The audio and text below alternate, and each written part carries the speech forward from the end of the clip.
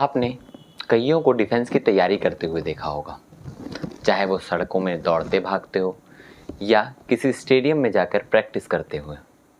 अब चाहे आप उसको सरकारी नौकरी का लालच कह लीजिए या देश के लिए देशभक्ति। मैं संजय, भिलाई टाइम्स देखना शुरू कर चुके हैं आप। अग्निपथ एक ऐसी योजना जो चर्चा का विषय बन चुकी है। चर्चा का विषय इसलिए क्योंकि अग्निपथ योजना के आते ही देश की जनता दो भागों में बंट चुकी है। एक भाग वो जो इस योजना के विरोध में कई ट्रेनें जला रहे हैं और भारत बंद जैसे आंदोलन कर रहे हैं, और दूसरा भाग वो जो इसके समर्थन कर रहे हैं और इस योजना को सही मान रहे हैं। अग्निपथ योजना आखिर है क्या? अग्निपथ योजना में भारतीय सेना में 4 साल के लिए भर्ती ली जाएंगे। इसका मतलब ये है, जो भर्ती प्रक्रिया पहले की जाती थी उसी भर्ती प्रक्रिया के साथ ही, उसी भर्ती प्रक्रिया के ज़रिए ही आर्मी में या किसी भी सेना में भर्ती ली जाएंगी, मगर जो पहले 17 साल की नौकरी होती थी वो अब 4 साल के अग्निवीर कहलाएंगे। इस योजना के तहत हर साल लगभग 46,000 लोगों की भर्ती लेनी है, जिसमें 17.5 साल से लेकर 21 साल तक के युवा आवेदन कर सकते हैं।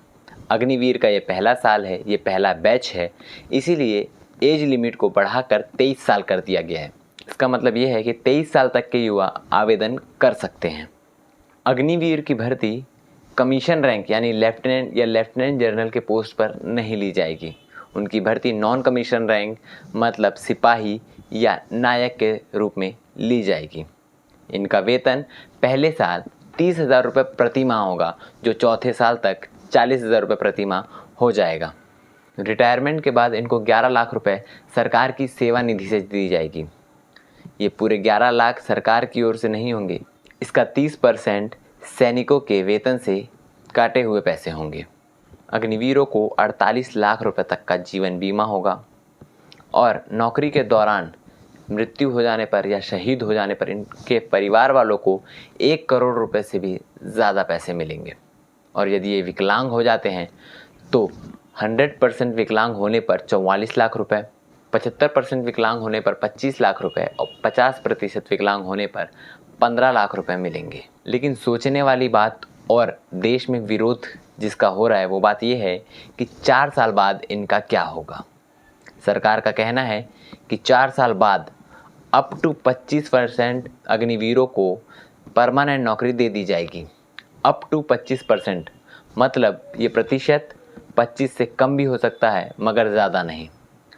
मान लिया जाए अगर 25% अग्निवीरों को नौकरी दे दी जाती है तो भी 75% अग्निवीरों का क्या होगा, क्योंकि उनकी ना ही जॉब सिक्योरिटी है और ना ही कोई पेंशन। सरकार के अनुसार अग्निपथ योजना बहुत ही लाभदायक है। जैसे इस योजना से डिफेंस के एज बैलेंस बेहतर हो जाएगा, युवा ज़्यादा रहेंगे। इस योजना से पेंशन लोड भी काफ़ी हद तक कम होगा। इस साल का डिफेंस बजट 5.25 लाख करोड़ रुपए है, जिसमें से 1.2 लाख करोड़ रुपए केवल पेंशन दिए जाते हैं। अगर डिफेंस एक्सपर्ट की माने तो 55% डिफेंस बजट को वेतन और पेंशन के रूप में दिया जाता है। यदि किसी एक सैनिक का जो 17 साल की नौकरी कर रहे हैं उन पे किए गए खर्च, उनके वेतन और उनके पेंशन को लिया जाए और उस पैसे को किसी एक अग्निवीर पे खर्चा किया जाए तो भी लगभग 11.5 करोड़ रुपए की बचत होगी और इस पैसे को डिफेंस को बेहतर बनाने में लगाया जा सकता है। इस योजना के बाद उत्तर प्रदेश और मध्य प्रदेश की सरकार ने रिटायर्ड अग्निवीर जो 4 साल की नौकरी पूरी करके वापस लौटेंगे, उनको राज्य पुलिस में अगर भर्ती लेनी है तो उसके लिए प्राथमिकता रखी है। मतलब अगर वो अप्लाई करते हैं तो उन्हें प्राथमिकता दी जाएगी। ये थी अग्निपथ की सारी जानकारी। इस तरह के और भी अपडेट्स के लिए बने रहिए हमारे साथ और भिलाई टाइम्स का चैनल सब्सक्राइब करना ना भूलें। धन्यवाद।